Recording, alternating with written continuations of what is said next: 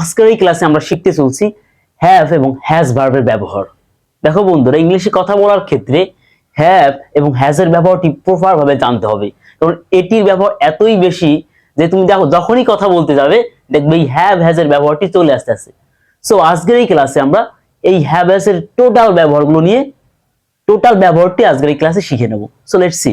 দেখো এখানে চারটি ব্যবহার লেখা হয়েছে হ্যাভ হ্যাজ এর, অর্থাৎ এই চারটি ক্ষেত্রে হ্যাভ বা হ্যাজ এর ব্যবহারটি হয়ে থাকে। তো দেখো ফার্স্ট অফ অল হ্যাভ এর আর হ্যাজ এর ব্যবহারটি কি অর্থে ব্যবহার হয়। দেখো হ্যাভ হ্যাজ থাকবে আছে অর্থে ব্যবহার হতে পারে, অর্থাৎ এই পাশে একটি সাবজেক্ট যদি আমরা দেই, হ্যাঁ এই পাশে যদি একটি সাবজেক্ট দেই এরপর হ্যাভ বা হ্যাজ বসাবে, এরপর যেটি তোমার আছে সেটিকে উল্লেখ করবে। যেমন ধরো আমার একটি কম্পিউটার আছে, তো এখানে সাবজেক্ট কি আমার, আমার ইংলিশ কি মাই, এটা কিন্তু জানতে হবে। দেখো আমার ইংলিশ কিন্তু মাই মূলত, তাহলে কেন এখানে আই বসলো এটি নিয়ে যদি কথা বলি তাহলে এটা বলতে হবে দেখো এটা সাবজেক্ট পজিশনে আছে, তো সাবজেক্ট পজিশনে যে থাকে তাকে সাবজেক্টই রাখতে হয়। যেমন আই, মি, মাই, বুঝো আই হলো সাবজেক্ট পজিশন, মি হলো অবজেক্ট পজিশন, মাই হলো পজিটিভ পজিশন। বাট এখানে খেয়াল করো আমার কথাটি কোন কোন অবস্থায় আছে, সাবজেক্ট অবস্থায় আছে। যেহেতু সাবজেক্ট অবস্থায় আছে তাই আমারের সাবজেক্ট অবস্থানটা আনতে হবে। তাহলে আমারের মানে মাই মানে আমারের সাবজেক্ট অবস্থান কি আই, তাই এখানে আই বসে গেছে, এটাই ব্যাপার আর কিছু না। ওকে, তাহলে আমার একটি কম্পিউটার আছে, আই তারপর কি হ্যাভ বা হ্যাজ দিবে, আই হ্যাভ ওকে একটি a computer, I have a computer. তার একটি ল্যাপটপ আছে, হি হ্যাজ আ ল্যাপটপ। তার একটি গাড়ি আছে, he has a car. So এইভাবে এখন তোমরা অনেকগুলো বাক্য তৈরি করতে পারো এই হ্যাভ আর হ্যাজ এর ব্যবহার দিয়ে। গেল, তারপর আসি have to and has to. এটি খুবই গুরুত্বপূর্ণ একটি রুলস। হ্যাভ টু এবং হ্যাজ টু ভার্বের one, have to has to এরপরে ভার্বের ওয়ান বসাতে হয়। এটির অর্থ দ্বারাই কোনো কিছু করতেই হবে, মানে বাধ্যবাধকতা বুঝাবে।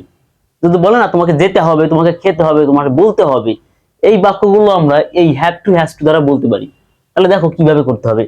আমার ইংরেজি শিখতেই হবে, আমি জোর প্রদান করছি এখানে, তাই তো। তাহলে আমার ইংলিশ কি আই, এরপরে আই পরে কি বসে, অবশ্যই হ্যাভ বসে, হ্যাঁ। আর হ্যাজ বসে কি subject third person singular number হলে, তাহলে আই পরে হ্যাভ, আই হ্যাভ তারপর কি দেবে, টু দেবে, আই হ্যাভ টু। এরপর ভার্বের ওয়ান, দেখো এখানে ভার্বের ওয়ান কি আছে, শেখা, তাই তো। শেখা ইংলিশ কি লার্ন, তাহলে আই হ্যাভ টু লার্ন, আমাকে শিখতেই হবে। কি শিখতে হবে, ইংলিশ, ইংরেজি শিখতে হবে।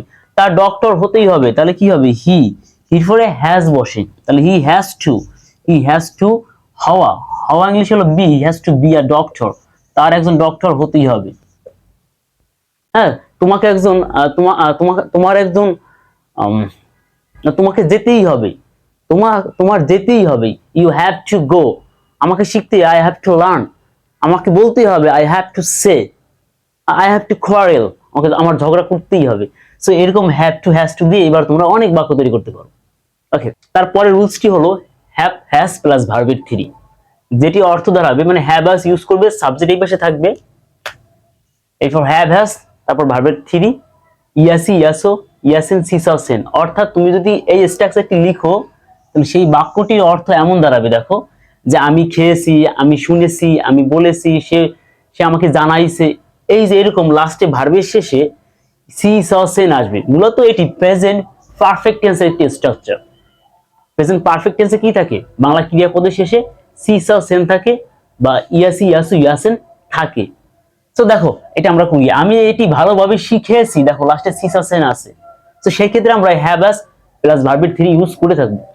তাহলে সাবজেক্ট আমি দিলাম আই, এরপর আই পরে কি বসে, হ্যাভ বসে, আই হ্যাভ। এরপরে ভার্বের থ্রি শেখা, লার্ন মানে শেখা, লাঞ্চ, আই হ্যাভ লাঞ্চ, আমি শিখেছি, আমি শিখেছি, কি শিখেছি, এটি শিখেছি, ইট, ভালোভাবে, properly, I have learned it properly.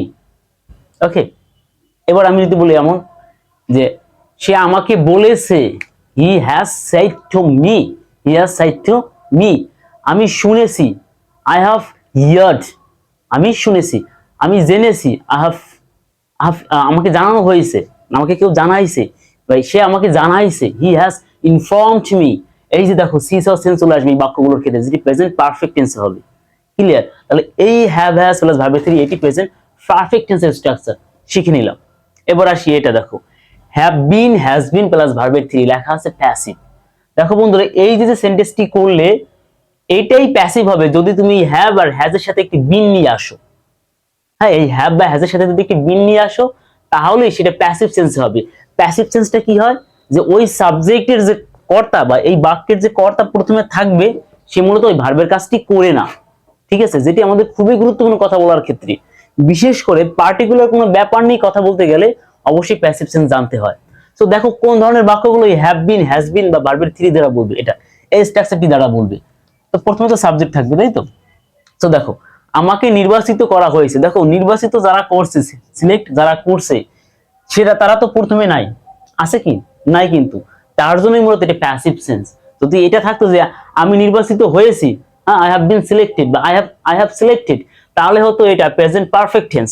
But এখানে কাজটা যে করছে, নির্বাচিত করার কাজটা যারা করছে তারা কিন্তু প্রথমে নাই, অর্থাৎ সাবজেক্টটা প্রথমে নাই, কর্তা নাই, আছে কি? কর্ম আছে, তাই এটি প্যাসিভ সেন্সে আছে। তো দেখো এই ধরনের বাক্যগুলো আমরা এখন কিভাবে করব। আমাকে ইংলিশ হবে এখানে আই, এরপরে হ্যাভ বিন বা হ্যাজ বিন, অবশ্যই এরপরে হ্যাভ বিন হবে।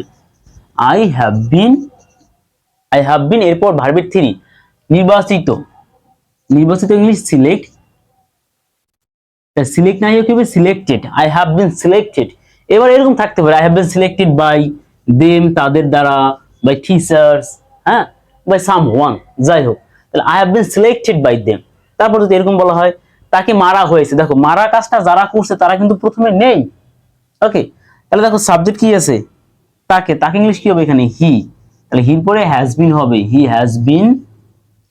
মারা ইংলিশ কি? বিট, তাহলে ভার্বের থ্রি হবে beaten, he has been beaten, তাকে মারা হয়েছে। যদি বলি আই হ্যাভ বিন লার্নড, মানে কি? আমি শিখেছি না, আমাকে শেখানো হয়েছে আসলে, I have been learned. Okay, so বন্ধুরা এইভাবে এখন use of have and has দ্বারা তোমরা হাজারো বাক্য তৈরি করতে পারো এবং তোমার স্পোকেন ইংলিশটাকে আরো বেশি গঠনমূলক করতে পারো। সো